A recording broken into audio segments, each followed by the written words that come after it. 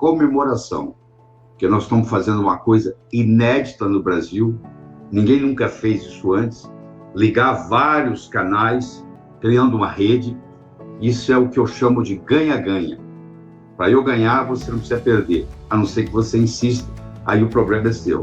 Eu acho que o mundo só vai para frente se nós pudermos trabalhar nesse processo de ganha-ganha. Vocês estão vendo a demonstração disso aqui hoje. Nós estamos ganhando e os parceiros que estão conectados conosco também estão ganhando. Eu acho que vai ser muito interessante. Eu vou estar aqui respondendo perguntas e o Fernando passa a fazê-las a partir de agora.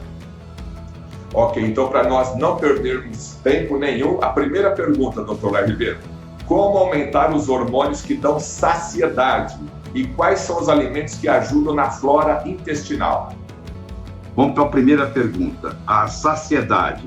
Sabe quando você está num restaurante, ou você está numa churrascaria, e você está comendo, aí chega aquela sua carne favorita, costela de porco, de boi, por exemplo, e você fala, para mim, chega, você empurra o prato. Isso é o exemplo de saciedade. É quando você chega num ponto que o seu cérebro diz, não quero mais.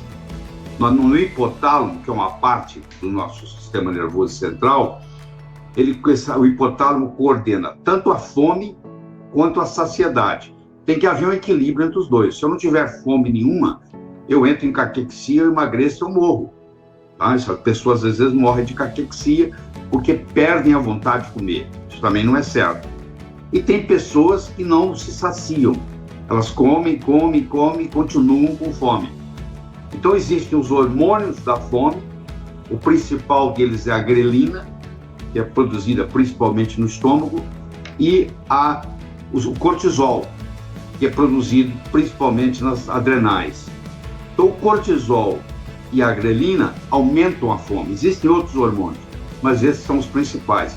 Existem os hormônios que vão diminuir a fome, ou seja, no momento que você comeu, eles falam, agora chega.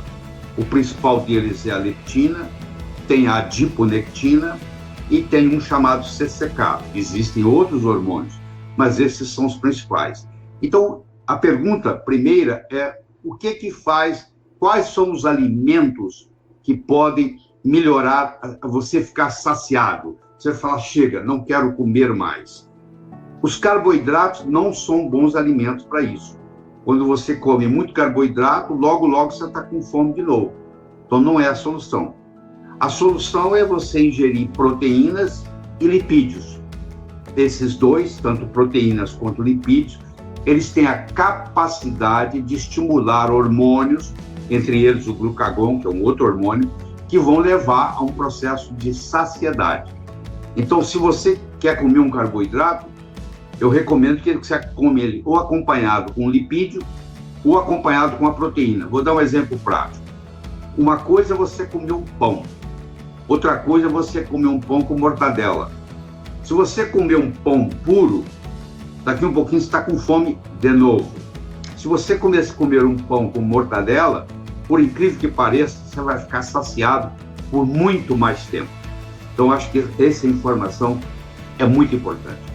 A segunda parte da pergunta está falando sobre a microbiota intestinal, que a Organização Mundial de Saúde, há uns anos atrás, determinou que nós, seres humanos, temos um órgão a mais, daqueles todos que nós tínhamos. E esse órgão é um órgão virtual. Ele se chama microbiota intestinal. Ele é formado de bactérias, 10 vezes mais bactérias no nosso intestino do que células no nosso corpo. E essas bactérias, na sua grande maioria, são amigas. Estão lá para nos ajudar. Então, quanto melhor, mais forte for a nossa microbiota, mais saudável nós seremos. Então, eu tenho que preocupar, primeiro, em alimentar essa microbiota. É o chamado pré-bióticos. São substâncias que servem de alimento para essas bactérias amigas. Existem duas substâncias principais, a inulina e a oligofrutose. De onde que elas advêm? Em geral, de fibras.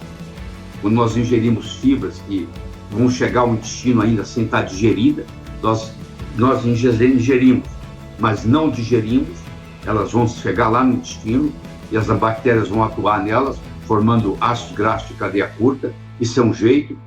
E o segundo modo, que é o que eu acho que lhe interessa mais, é você fazer uso de féculas. O que é isso? É o amido que cresce debaixo da terra. Por exemplo, uma mandioca, ela não tem amido, ela tem fécula.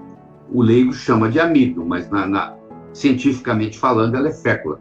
Ou seja, todo aquele amido que nasce, que cresce abaixo da superfície da terra, como raízes, por exemplo, como é o caso da mandioca, como é o caso da batata, essas substâncias féculas, elas também têm a propriedade de alimentar essas bactérias amigas. Então, se eu ingiro féculas, vamos dar um exemplo. Se eu ingiro batata doce, que apesar do nome doce, é muito mais saudável do que a batata salgada. Você tem uma ideia, a batata salgada tem um índice glicêmico de 93, o índice padrão da glicose é 100, ou seja, a batata salgada é quase igual a um açúcar, enquanto que a batata doce tem um índice glicêmico de 50 e poucos, 54, 53.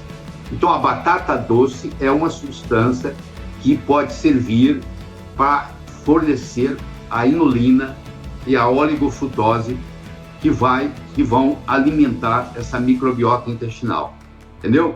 Então, eu tenho probiótico, que é a bactéria em si, eu tenho pré-biótico, que é o alimento que alimenta essa bactéria, e eu tenho simbiótico, que é a combinação do pré-biótico com probiótico. Então, você agora passa a ter uma preocupação a mais. Se você realmente quer ter uma boa saúde, você tem que saber cuidar da sua microbiota intestinal.